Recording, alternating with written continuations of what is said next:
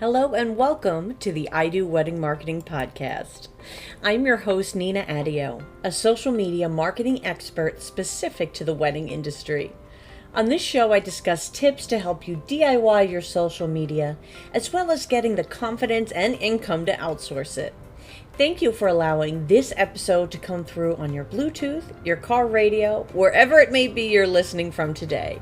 Now, let's take your wedding business to the next level. Hello, guys, and welcome back to the I Do Wedding Marketing Podcast. It is the first snowy day of the year for me when I am recording this. And what can I say? It is like school is in session here on the podcast because I have another interview for you today. This interview is with Kristen Gomes from The Wandering Pour. It is a mobile bar company, and she serves the south coast of Massachusetts. And Kristen is a self-proclaimed, and I totally get it, serial entrepreneur. She has experience in real estate, now with this mobile bar business and other business ventures that she talks about in this episode. But what is most amazing about Kristen and her story, and why I really wanted her to come on the podcast, was you'll see right now it is January 2024, right? We just started 2024. And then Kristen shares she discovered the mobile bar and beverage business in 2022. So that it's like, girl, in a year, in a year, she created this business, launched it, and had a successful wedding and event season. And that's why I wanted her to come on and talk about launching a wedding business with impact, because she has so much to share and so much passion behind it. That's probably the most infectious part of this episode, is the passion that is brought forth and the excitement, the energy, combined with there still are all the administrative tasks that went on behind it. She talks about the insurance matters and speaking with other businesses and getting her website up. But the passion throughout that entire process, I think, is really going to get you excited about your own business, regardless of what stage you're at. Many of you are in those beginning stages, but many of you are esteemed long term professionals with your business. So, either end, I think you're gonna get some passion. That's the word I keep using. Get some passion out of this. So here is the interview with Kristen, and then I'll come back at the end. Kristen, how are you? Good. How are you? Good. How many dogs do you have sitting with you today? So far, three. Three. I say so far because usually Tuesdays I'm at the animal shelter, but I'm capped at three. So my pack is over there. So if you hear them barking, it's three large dogs. We love it. We love it. Maybe we'll ask Kristen this again later, because the first time we chatted, I asked her if each of your dogs were a signature cocktail. What would they be? Oh, that's right. And that was a great question. I was on point with them too. Yeah, yeah, she knew right away. So maybe we'll revisit that. That's something, that's a little teaser for later. But what really blew me away about Kristen when I met her was how polished she was about her business, how polished her business was, whether you're looking on Instagram, on her website. And then when I learned that it was a relatively new business, I was just shocked. I couldn't believe it. And that's not to say, look, you can just kind of make a plan and make it happen. And I was like, I need Kristen to talk about this. So before we get into that, let's just first tell us about the Wandering Pour and why a mobile bar service. Thank you. Thank you so much. I'm so happy to be on this podcast. And thank you for the kind words. That is like everything to me, where I always want to set the expectation before we even have a call. So I appreciate all that loveliness about my Instagram and website, because a lot of work went into it. So the Wandering Pour is a full service beverage caterer where we specialize in bringing peace of mind for every event planner, host, and venue by creating a beautiful and easy event bar experience.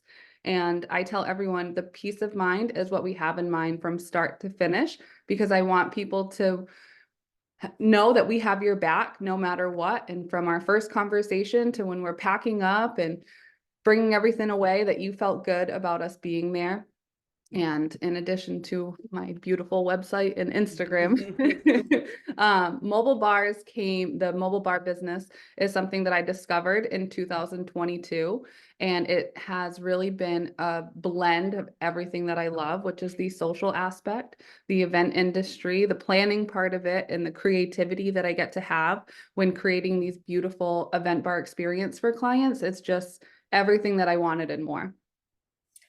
What really is sticking out, what you said, is that this was a concept you discovered in 2022. Yet here we are, only January of 2024, talking about your successful mobile bar business. And that's why I'm like, Kristen's clearly got gems of wisdom that we just need to extract and pull out of her.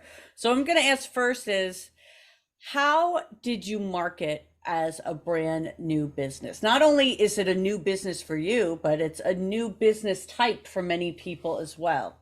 It's true. I got out there and I started talking to people right away. I formed my business in August 2022, but I didn't officially launch my website until February of 2023 because I wanted to take those 6 months and really get the back end of everything clean cut. That way, when I'm ready to hit the ground, we're running right away.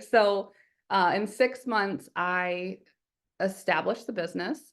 I talked to all the insurance companies, all the attorneys, all the stuff like that, and then got my website up and going, built out a team, was building out bars at the same time. I was sleeping. That's like a number one question everybody um, but I just had a clear vision of what I wanted to see the business be. And I couldn't do that without getting that back end with my I's dotted and my T's crossed. And getting out there, marketing it from the moment that I thought of it was like, hey, I'm going to start a mobile bar business.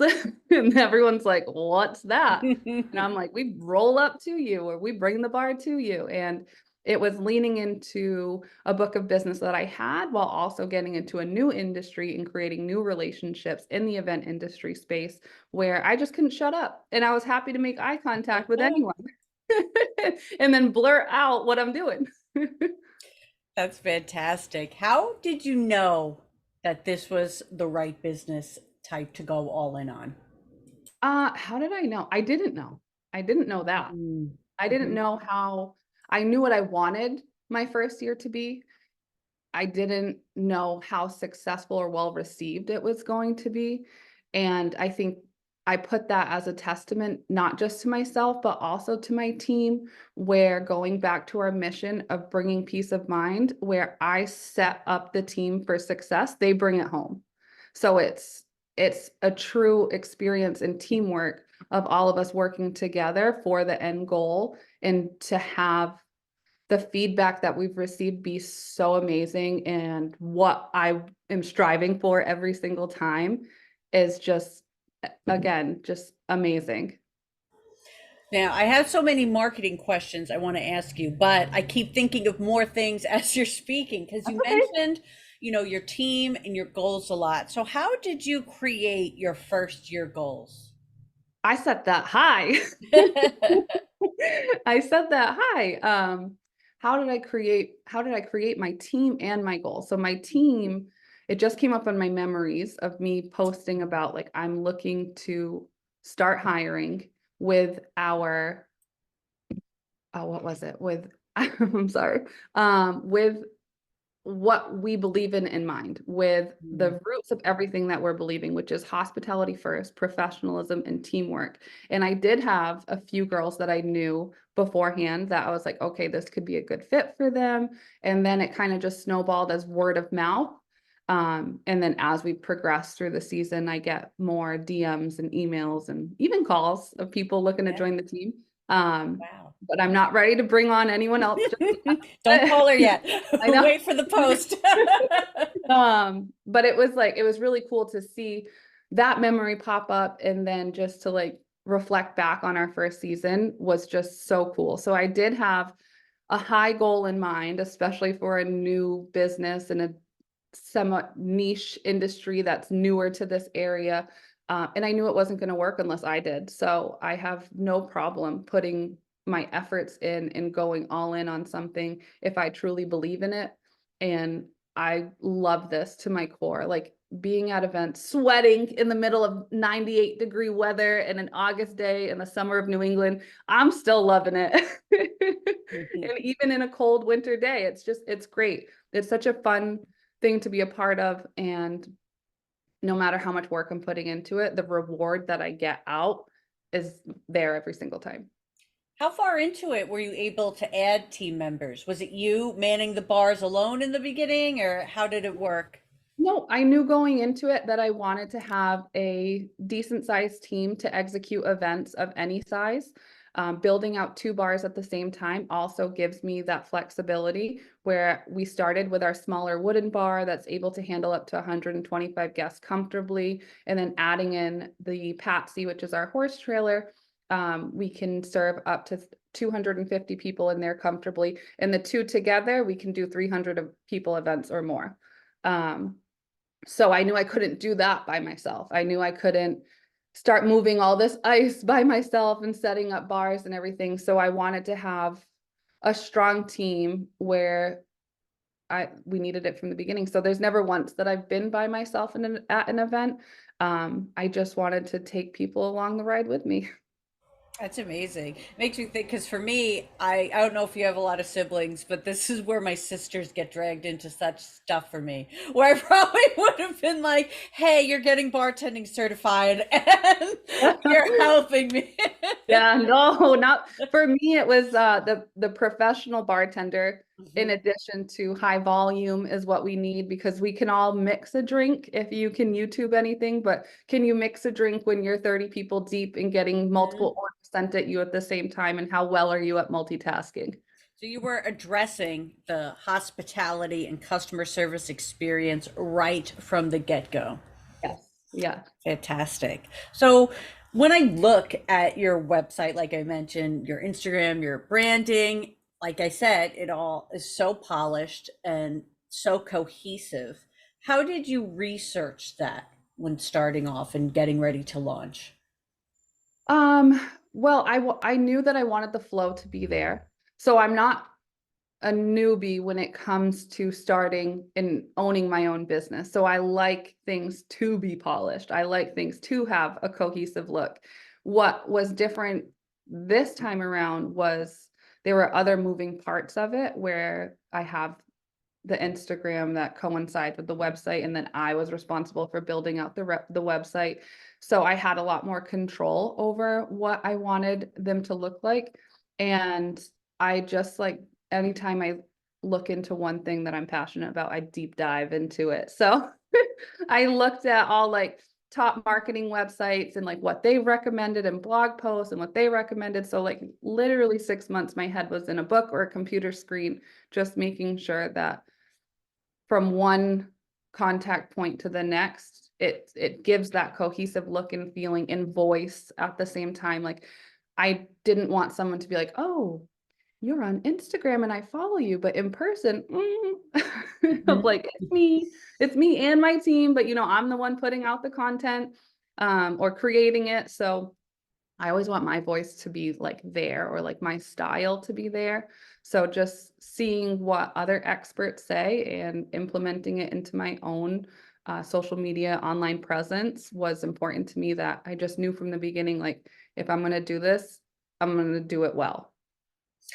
Can I put you on the spot if there were any resources that you think, oh, you guys have to listen to this or you have to read this? There are a ton of resources out there. Oh, what I can't think of her name, but I followed her forever. She's wicked big, Jasmine Star. Jasmine Star, I was gonna guess it was her. She's I, fantastic. She's amazing. So I follow her podcast. I follow her on Instagram.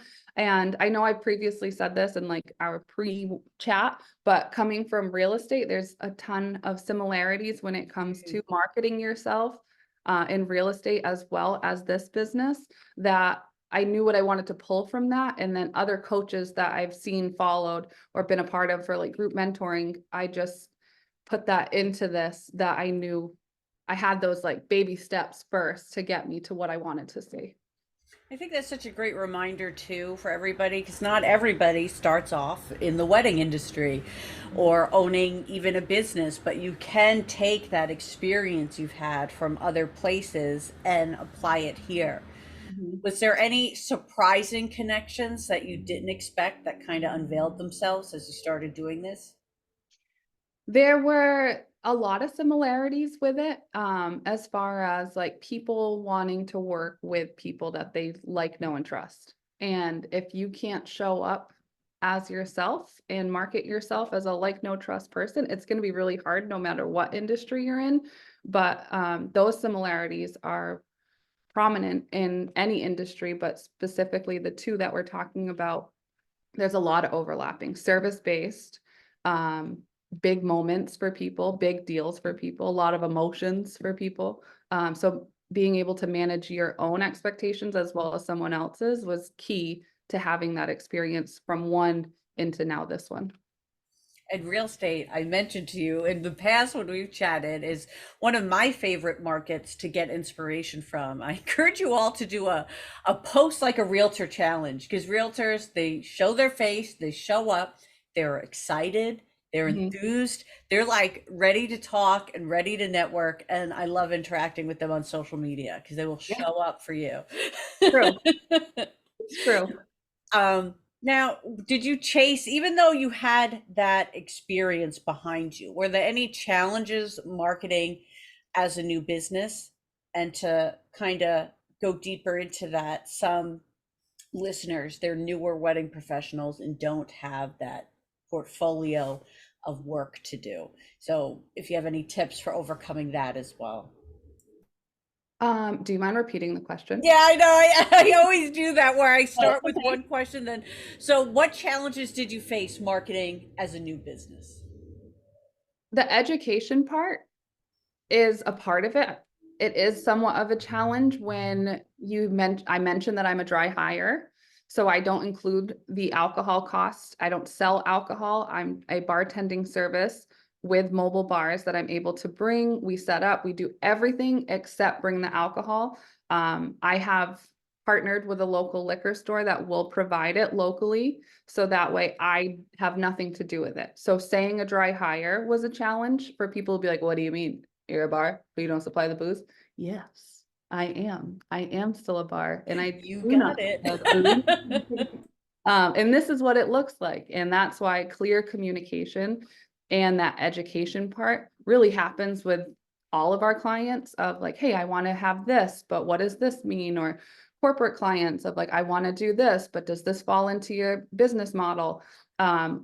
A lot of what I do in the back end is answering questions where I try to answer them before anyone even asks them, if it's on my frequently asked questions on my website or social media posts that I put up or in my brochure, wherever it may be, is just educating people on what we do, how we do it legally, and what that means for you as the client, and just going from there.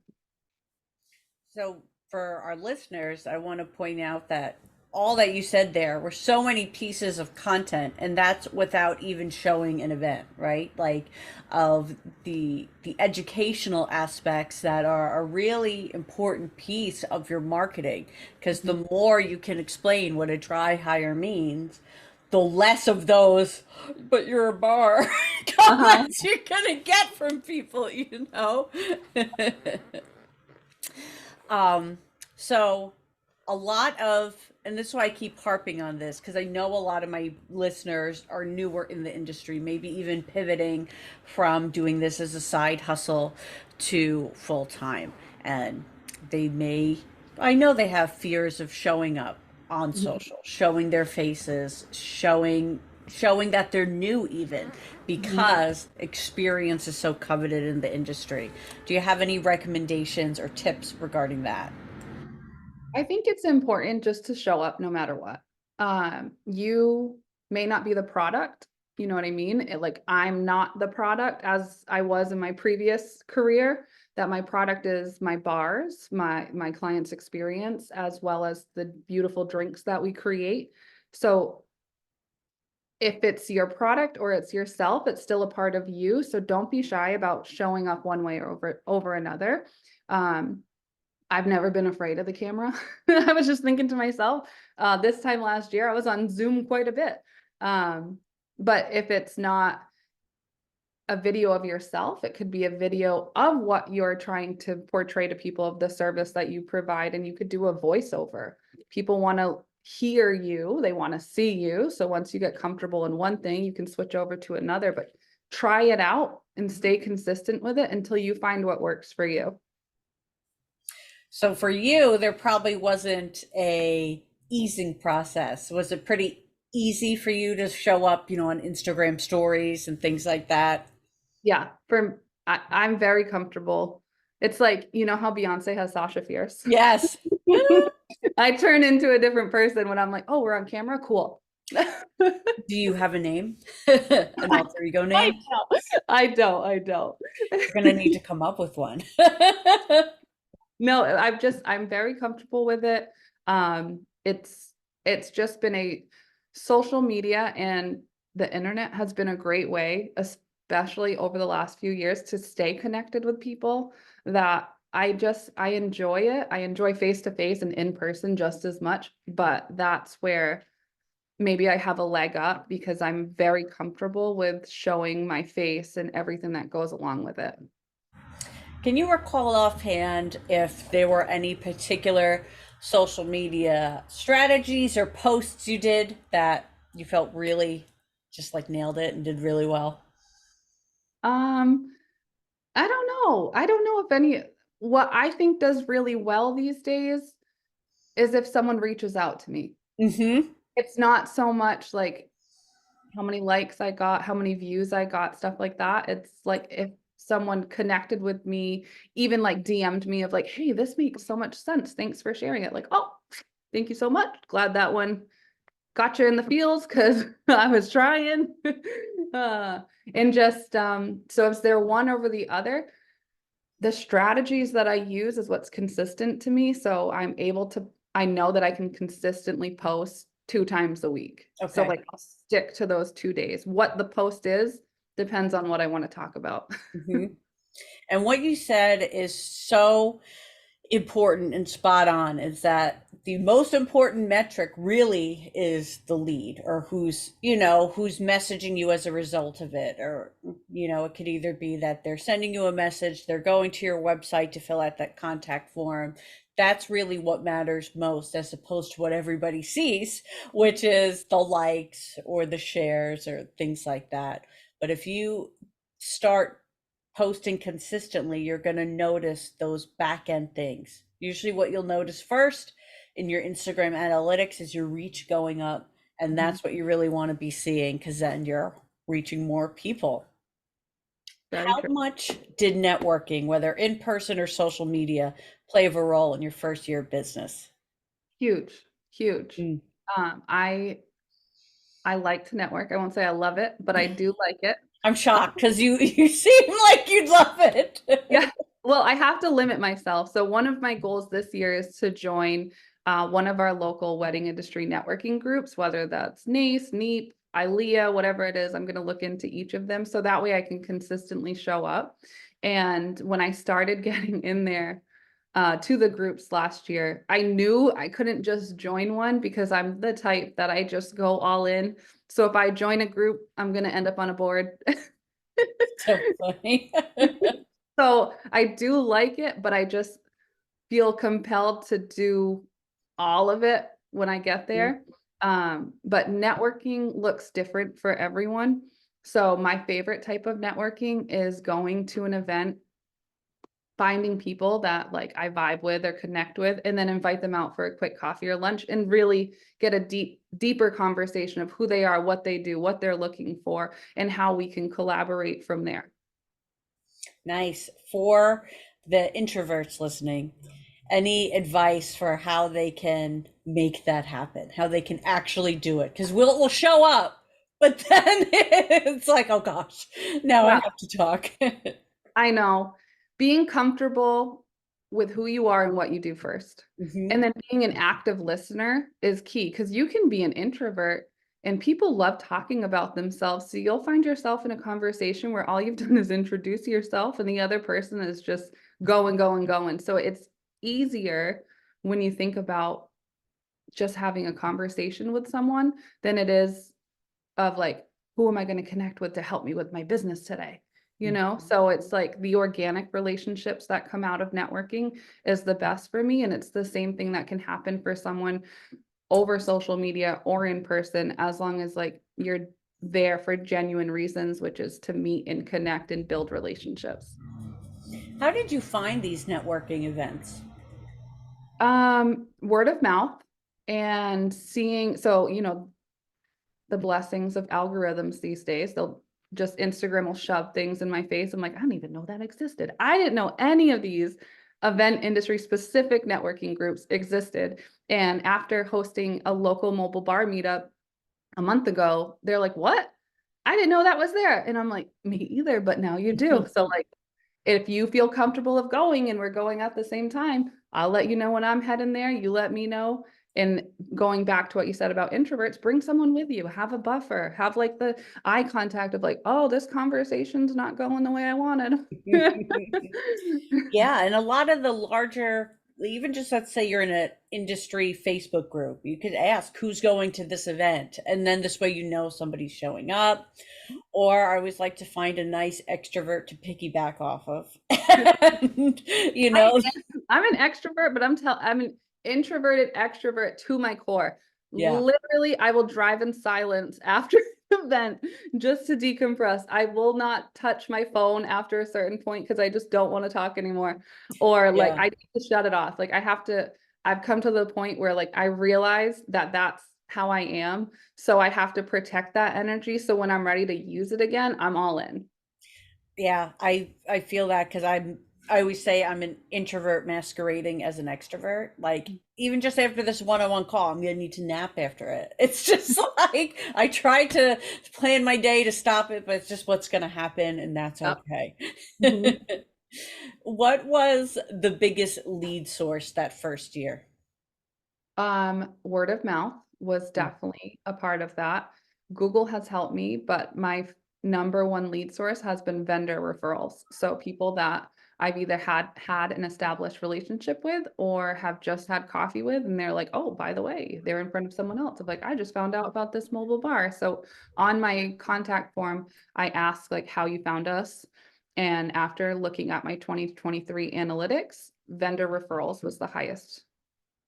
So for somebody listening, hearing that, let's say they're gonna contact their whole log of people they know, what do you recommend they do? uh, have relationships with those people before you say, "Hey, this is what I do," just so you know. Uh, and get comfortable being uncomfortable because you're gonna hear no or you're not gonna hear anything, and you shouldn't give a shit about it. You should just keep it moving and like focus on what you need to do to get there. So if you're going to send out a blast email with my own email list, I always make sure people want to be on it before I send it. Because one of my biggest pet peeves is like, how did I end up on this email list? and and being genuine with your communications. That's what it always comes back to for me is authenticity of like, again, if someone meets me that's only been following me or gets my monthly newsletter, do I sound and feel the same in person as I do in whichever way they found me first? One piece of networking you did that I really liked is we had met through an industry group event, and we were all kind of emailing after the event. And then Kristen sent me an email saying, "Hey, can I add you to my newsletter?" And that's just a great way to take these relationships and make sure they stay in your world, right? And know your most important info and events coming up, which is through the email list and newsletter. So I thought that was fantastic, and that was when I was like, she needs to be on the podcast. But that's it. We had a quick conversation at that business strategy workshop, and then it was followed up by emails and everything else. And I'm sure we're going to be connected more ways than one after this podcast, too. I sure hope so.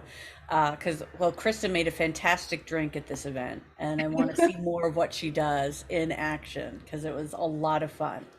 Thank you. Speaking of fun, what are you most excited for year two for the Wandering Poor? I am just excited to see where we go, who we meet, what we're serving, what the parties are like Yeah. the whole thing. I really am. I've set high goals again, and it's just everything that happens in between from setting those goals and getting prepared for events and then finishing out the year as we did this year. When I'm making those like reflection posts, I'm like, this was so much fun. Well, it's amazing how when you love what you do, the path kind of unfolds. And that's what it seems like. That's how I feel like I would summarize this entire conversation is that it's all really backed up by a love and interest and passion for what you do. Thank you. Thank you. So, before we get to our bonus round questions, how can everybody follow along with what's happening with the Wandering Poor? You can absolutely follow us on Instagram, Facebook, and TikTok by our business name at The Wandering Poor for the handle. And then you can also visit my website, which is thewanderingpoor.com, where you can meet the teams, see our frequently asked questions, and also find our inquiry form on there. Great. Now, you mentioned TikTok, so before the bonus round questions, I have to ask, are you doing the same consistency of 2 times a week with TikTok, or is that different? What does that look like? So I find it easier to make my reels in TikTok and like, please Mm. TikTok, put your ears on, your earmuffs. Yeah. Because like I don't, even now I feel like the real audio doesn't match up all the time with what I'm looking for, and I struggle with it of like, especially if it's like a mouth over of like, come on, you're doing me dirty right now. Yeah. Yes. Oh, I used to hate that. So I will post I will create it in TikTok and then I'll just save it until I'm ready to post on like my Instagram or Facebook or wherever else I'm going to put it. So I'm consistent because I'm making it in there, but TikTok has been a great way to grow the reach over there. I can't say that I'm getting many leads out of it. I've had a couple of people that have reached out saying that they found me on TikTok. But again, it's like I'm not as consistent as I am on Instagram and Facebook with it, just because I use it as like a creator hub. Yeah. And it's a great place because it has a lot of inspiration, it has good audio. Mhm. And I really think it's at this stage, it's an investment. I think it's going to pay off more later that you've been on it. So I knew that once we mentioned TikTok, I was like, wait, I gotta get some TikTok gens. But now we'll do these are kind of just rapid fire, kind of fill in the blank. So the best weddings have A beautiful bar. yes. Cocktail hour or dessert bar? Oh, I I I'm know. forced to say cocktail hour, but I do love a good dessert. The last book you read. Um, let's see. When we were at that strategy event, Profit First was great. Mm. That is an incredible book that I think anyone can utilize for both personal and business. And I'm currently reading Discipline is Destiny. Ooh, I'm writing this down as you talk. When you're in the zone, you're usually listening to. Any type of music. So I need music. I need music. And when I show up to events to start setting up and there isn't music, I'm like, damn, I wish I brought my speaker. Yeah, I'm with you on that. What will be the drink of 2024? It's so specific to each person that I'm not sure. But I will say that with the Pantone color of the year being like that peachy one, I Mhm. expect more peach hues to be incorporated if the client is matching their theme. Um, Oh, that's a good reel right there, you know. Mhm. Pantone signature drinks. I wanna see it. I wanna know what we can do for it. We have a couple that it just like coincided with a styled shoot that I put together with a bunch of local vendors, great local vendors that when that came out, I was like, oh, Yeah, okay. there you go. Well, Kristen, thanks. This was really jam-packed with a lot of value, and it was a lot of fun. I think your passion is contagious. So if you guys listening felt the same, be sure to send her a message on Instagram. Let her know you heard this, and let's inspire each other in this new year. Thank you. I hope you guys had as much fun with that as I did. Let's give Kristen a warm welcome by commenting on the clips I'll be sharing on Instagram, LinkedIn, and Facebook. I will have Kristen's accounts linked in the show notes so you can follow along with her and the Wandering Poor. We do have another interview coming up next week, so stay tuned for that, and I will see you on next Wedding Wednesday.